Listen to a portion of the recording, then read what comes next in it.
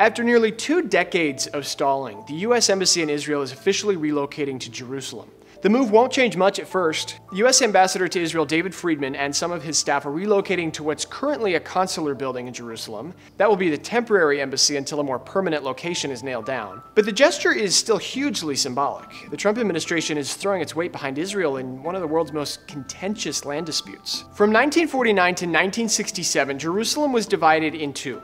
Israel controlled the western part, while the eastern area belonged to Jordan. But Israel has long considered the whole undivided city as its capital.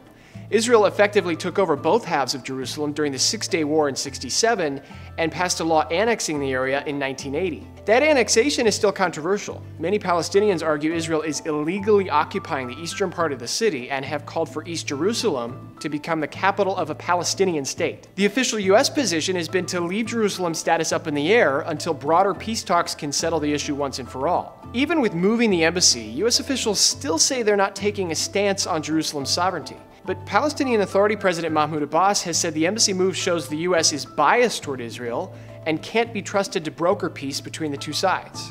It's worth noting Trump isn't exactly alone on this issue.